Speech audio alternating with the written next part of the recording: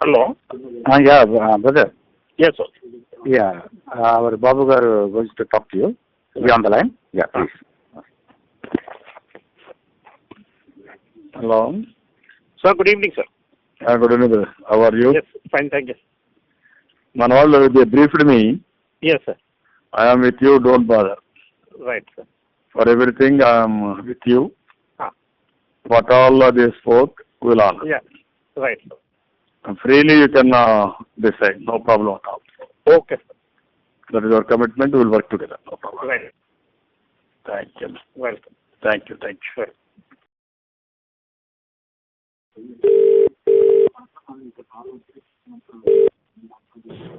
Hello.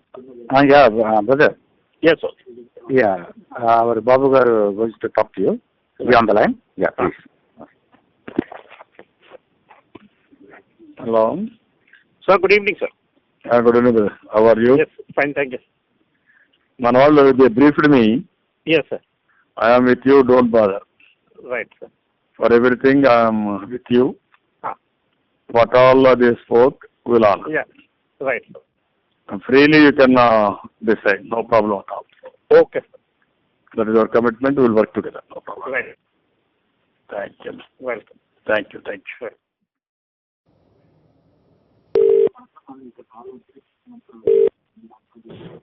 Hello. Yeah, brother. Yes, sir.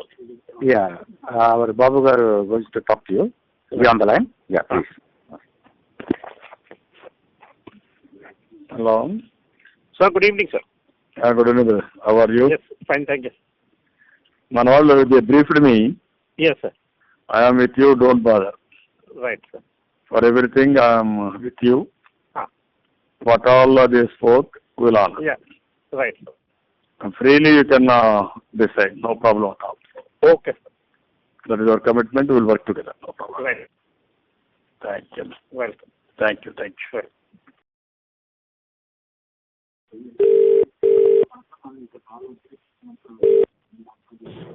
Hello. Yeah, brother. Yes, sir. Yeah, our Babu Garu wants to talk to you. Be on the line. Yeah, please. Hello. Sir, good evening, sir. Good evening, brother. How are you? Yes, fine, thank you. Manwal, they briefed me. Yes, sir. I am with you, don't bother. Right, sir. For everything, I am with you. Ah. What all they spoke, we'll honor. Yeah, right, sir. And freely you can decide, no problem at all. Okay, sir. That is our commitment, we will work together, no problem. Right. నా breaking news updates ఇస్తున్నాం మీకు. ప్రకంపనలు సృష్టించిన ఓటుకు కోట్లు case మరోసారి తెరపైకి వచ్చింది. ఓటుకు కోట్లు కేసును పునర్విచారణ చేయాలని ఏసీబీ కోర్టు ఆదేశించింది. సెప్టెంబర్ 29లోగా ఈ పునర్విచారణ పూర్తి చేయాలని కోర్టు ఆదేశించింది. సీఎం చంద్రబాబు స్వరంపై ఒక పిటిషనర్ ఫోరెన్సిక్ పరీక్షలు జరిపించారు. ఫోరెన్సిక్ నివేదికను ఏసీబీ కోర్టు ముందు ఉంచారు పిటిషనర్.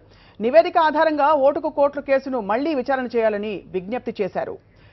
అండ్ ప్రస్తుతం మా ఇన్పుట్ ఎడిటర్ శ్రీహరి మా న్యూస్ రూమ్ నుండి సిద్ధంగా ఉన్నారు పూర్తి వివరాలు అందించడానికి. శ్రీహరి, యాక్చువల్గా జరిగింది ఏంటి అంటే ఈ పిటిషనర్ ఎవరు, ఫోరెన్సిక్ పరీక్షల్లో తేలింది ఏమిటి? స్వప్న, ఓటుకు కోట్ల కేసుకు సంబంధించి మరోసారి అనూహ్యమైన మలుపు తిరిగిందని చెప్పొచ్చు. ఈ వ్యవహారం మరోసారి కోర్టు ముంగిటికి వచ్చిందని చెప్పొచ్చు. చాలా క్రియాశీలకంగా మారిందని చెప్పొచ్చు. ఓటుకు కోట్ల కేసుకు సంబంధించి గత చరిత్రలోకి ఒకసారి వెళ్తే సరిగ్గా ఏడాది కిందట జూన్ నెలాఖరులో ఈ ఇన్సిడెంట్ జరిగింది. ఇప్పటి వరకు ఏసీబీ ఛార్జ్ షీట్ అయితే దాఖలు చేసింది. ఛార్జ్ షీట్ దాఖలు చేసినా సరే ఈ కేసు విచారణ అనేది ముందుకు పడట్లేదు. ఈ ఛార్జ్ షీట్ దాఖలు చేసిన కోర్టు పరిగణలోకి తీసుకున్న తర్వాత నిందితులు ఎవరెవరు ఉన్నారన్న విషయాన్ని గుర్తించిన తర్వాత నిందితులను విచారించిన తర్వాత వాటికి సంబంధించిన వాంగ్మూలాలు కానీ ఇతరత్ర అంశాలు కానీ కోర్టుకి సమర్పించి ఈ నేర నిర్ధారణ చేయాల్సిన అవసరానికి సంబంధించి ఈ ప్రక్రియ అంతా కొనసాగాల్సి ఉంది. అయితే ఏడాది కాలంగా ఈ కేసు అనేది ముందుకు నడవట్లేదు. ఈ ముందుకు నడవకపోవడానికి గల కారణాలు అనేక రాజకీయ కారణాలు ఉన్నాయని ఒక రకమైన ప్రచారం రాజకీయ వర్గాల్లో గారా ఇతరత్ర దర్యాప్తు సంస్థలో కూడా బాగా జోరుగా కొనసాగుతున్న నేపథ్యంలో ఈ కేసు ఎక్కడ ఆగిందంటే వాస్తవంగా ఆడియో టేపులు అనేవి అతికించినవా లేకపోతే ఈ ఆడియో టేపులు అనేవి వాస్తవమైనవా కావా అని ఒక నివేదికను ఫోరెన్సిక్ ల్యాబ్ ఇచ్చింది. అంటే ఎవరైతే స్టీఫెన్సన్తో ముఖ్యమంత్రి చంద్రబాబు నాయుడు మాట్లాడారో మాట్లాడిన ఆడియో టేపు ఒరిజినలే, అలాగే వీడియో టేప్ కూడా, వీడియో టేపులు ఏవైతే ఉన్నాయో రేవంత్ రెడ్డి డబ్బులు ఇస్తున్నట్టుగా దొరకబడిన వీడియో టేపులు ఏవైతే ఉన్నాయో వాటి మీద కూడా స్థానికంగా ఉన్న ఫోరెన్సిక్ ల్యాబ్, హైదరాబాద్లో ఉన్న ఫోరెన్సిక్ ల్యాబ్ ఒక నివేదిక ఇచ్చింది. ఆ నివేదిక ప్రకారం ఇవి కూడా ఒరిజినల్లే, అంటే ఎక్కడ ఎవరు కూడా అతికించలేదు, ఎవరు ఏరుకోరు తీసుకొచ్చి అక్కడ ఎడిటింగ్ చేసిన సందర్భం లేదు. సో తర్వాత జరగాలి, తర్వాత ప్రక్రియ ఆగకుండా ఆగిపోయింది స్వప్న. రైట్, మీరేమంటున్నారంటే ప్రస్తుతం ఇప్పుడే వినిపించిన స్వరం అప్పుడు కూడా అంటే ప్రకంపనలు సృష్టించింది తెలుగు రాష్ట్రాల్లో. ఈ అంశం అందరికీ తెలిసిన విషయం. ఈ స్వరం అక్షరాల చంద్రబాబు స్వరం నిర్ధారించారా ఫోరెన్సిక్ రిపోర్ట్స్లో? ఖచ్చితంగా స్వప్న, ఎందుకంటే వాస్తవంగా ఈ స్వర నిర్ధారణ వాస్తవంగా సామాన్య మానవులు ఎవరైనా సరే వినేటప్పుడు ఈ స్వరం చంద్రబాబు నాయుడు గారితే ఖచ్చితంగా అని చెప్పి అందరూ ఏకాభిప్రాయం వ్యక్తం చేయొచ్చు. కానీ చట్ట ప్రకారం కోర్టులో నిలబడాలంటే శాస్త్రీయంగా ఈ స్వరాన్ని నిర్ధారించాల్సిన అవసరం ఉంది. అంటే దీనికి సంబంధించి నేను ఇందాక మీకు చెప్పినట్టుగా ఈ టేపులు ఒరిజినల్లే, కానీ టేపుల్లో మాట్లాడిన తాలూకు వ్యక్తుల తాలూకా స్వర నమూనాలు సరైనవా కావా అని నిర్ధారణ చేయాల్సి ఉంది. ఈ ప్రక్రియ అక్కడితో ఆగిపోవడంతో ఒక్కసారిగా విచారణ ముందుకు జరగట్లేదు.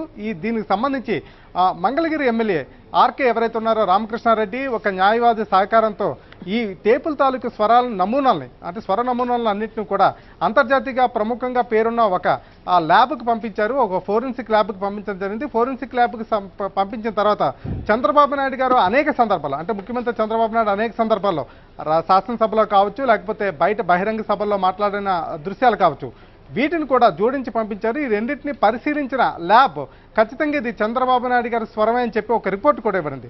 ఆ రిపోర్ట్ ఆధారంగా ఇవాళ ఏసీబీ కోర్టు ముందు కూడా ఒక పిటిషన్ దాఖలు చేసి కొన్ని వాదనలు కూడా వినిపించడం జరిగింది. ఆ పిటిషన్ ఏమైతే అంటే ఇది ముఖ్యమంత్రి చంద్రబాబు నాయుడు నేరుగా స్టీఫెన్సన్తో మాట్లాడిన సందర్భం ఖచ్చితంగా ఇక రుజువు అవుతున్న నేపథ్యంలో, కేసు ముందుకు కదల నేపథ్యంలో ఖచ్చితంగా ఇది పునర్విచారణ చేయాలని ఏదైతే ఒక వాదనను కోర్టు ముందుకు తీసుకురావడం జరిగిందో కోర్టు కూడా దాన్ని ఈ వాదనతో ఏకీభవించింది.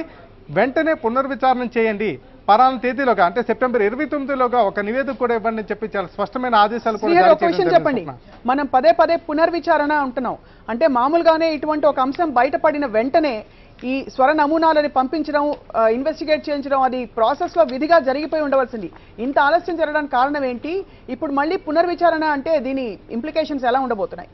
డెఫినెట్గా స్వప్న, ఎందుకంటే ఈ కేసు విచారణ బయటకు వచ్చిన తర్వాత చంద్రబాబు నాయుడు గారు అనూహ్యంగా హైదరాబాద్ను వదిలిపెట్టి విజయవాడ వెళ్ళిపోవడం, తర్వాత అనేక సందర్భాలు రాష్ట్రానికి సంబంధించిన అనేక సందర్భాల్లో కూడా ఘర్షణాత్మక వైఖరికి పోకుండా కాస్త తెలంగాణ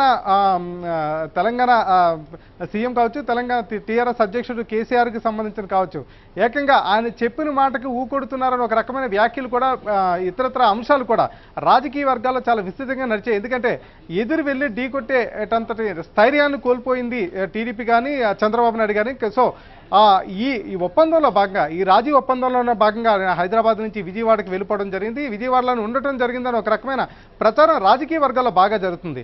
దానికి అనుకూలంగానే ఈ కేసు విచారణ అలా పెండింగ్లో పడటం, గడిచిన జులై నుంచి కూడా ఛార్జ్షీట్ దాఖలైన తర్వాత కూడా ఈ అంశం ఎందుకు ముందుకు కొనసాగట్లేదు, ఎందుకు దోషులను గుర్తించే పని జరగట్లేదు, ఎందుకు నేర నిరూపణ జరగట్లేదు, దాదాపు 20 సార్లు ఎవరైతే స్టీఫెన్సన్ 20 సార్లు 27 సార్లు దాదాపు ముఖ్యమంత్రి చంద్రబాబు నాయుడు గారే నాతో మాట్లాడారు, నాతో లాబింగ్ చేశారు, నాతో డబ్బుల గురించి మాట్లాడారు, ఇన్ని డబ్బులు ఇస్తానని చెప్పి ఏకంగా తన తలకు వాంగ్మూలంలో స్పష్టంగా చెప్పినా సరే ఎందుకు కేసు నమోదు చేసి ఎందుకు విచారణ జరిపించలేదు, ఇంత పకడ్బందీ ఎవిడెన్స్ ఉన్నా సరే ఎందుకు పిలిపించి చట్ట పరిధిలోకి కోర్టు పరిధిలోకి ఎందుకు తీసుకురావటం లేదని ఒక రకమైన విమర్శలు కావచ్చు, ప్రశ్నలు కావచ్చు గత ఏడాది కాలంగా అనేక సందర్భాల్లో వినిపిస్తూనే ఉన్నాయి స్వప్న.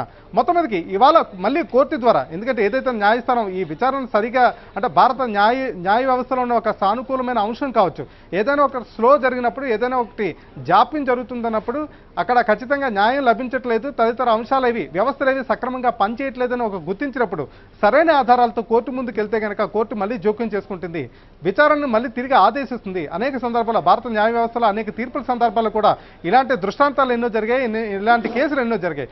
దీన్ని ఆసరాగా తీసుకుని, దీన్ని ఒక అవకాశంగా తీసుకుని మరోసారి ఈ కేసుని తెర మీదకి తెచ్చే ప్రయత్నం జరిగింది. మొత్తం మీదకి ఏదైతే ఇక్కడ మరో కీలకమైన అంశం, ముఖ్యమంత్రి చంద్రబాబు నాయుడు గారు ఏదైతే మాట్లాడిన ఆడియో టేపులు ఏమున్నాయి ఒరిజినల్ అని తెలిసిన తర్వాత, దర్యాప్తు సంస్థలు కూడా ఒరిజినల్ అని తెచ్చిన తర్వాత మాట్లాడిన గొంతు ఆయనదా కాదా అని నిర్ధారించడానికి ఇవాళ జరిగిన ప్రక్రియ ఏదైతే ఉందో ఇది చాలా వ్యక్తిగతంగా పిటిషనర్ చాలా శ్రమ కూర్చి చేశారనే మనతో అంటున్నారు. మొత్తం మీదకి అంతర్జాతీయంగా గుర్తింపు పొందిన ల్యాబ్లు, అనేక దర్యాప్తు సంస్థలు, అనేక కేసు ఇన్వెస్టిగేషన్స్లో ఇలాంటి ల్యాబ్ సహకారం ఒకటి తీసుకోవడం జరుగుతుంది. ఆ ల్యాబ్ సహకారంతోనే మళ్ళీ ఇది మాట్లాడింది ముఖ్యమంత్రి చంద్రబాబు నాయుడు గారి గొంతే. ఖచ్చితంగా ఇతను ముద్దాయిగా చేర్చడానికి తగిన అవకాశాలు ఉన్నాయి, తగిన చట్ట పరిధిలో ఉన్న అన్ని సెక్షన్లు కూడా దీనికి ఉపయోగపడుతున్నాయి. కాబట్టి ఖచ్చితంగా కోర్టు మాత్రం ఈ కేసు విషయంలో వెనక్కి తగ్గాల్సిన అవసరం లేదు. ఖచ్చితంగా పునర్విచారణ చేయాలని ఏదైతే వాదన వినిపించారో, ఏదైతే ఆ వాదనకి ఏకాభిప్రాయాన్ని ఏసీబీ కోర్టు వ్యక్తం చేసినట్టుంది. ఖచ్చితంగా ఇది కోర్టు పునర్విచారణ చేయాల్సి ఉంది. విచారణ తర్వాత దానికి సంబంధించి నివేదిక కూడా కోర్టు ముందుకు తీసుకురావాల్సి ఉంది. స్వప్న. రైట్ శ్రీహరి, ధన్యవాదాలు అప్డేట్ అందించినందుకు. ఓటుకు కోట్లు ఈ కేసును మళ్లీ విచారణ చేయాలని ఏసీబీ కోర్టు ఆదేశించింది. జరిగింది ఏంటంటే సెప్టెంబర్ 29లోగా ఈ విచారణ పూర్తి చేయాలని కోర్టు ఆదేశించింది. సీఎం చంద్రబాబు స్వరంపై ఒక పిటిషనర్ ఫోరెన్సిక్ పరీక్షలు జరిపించారు.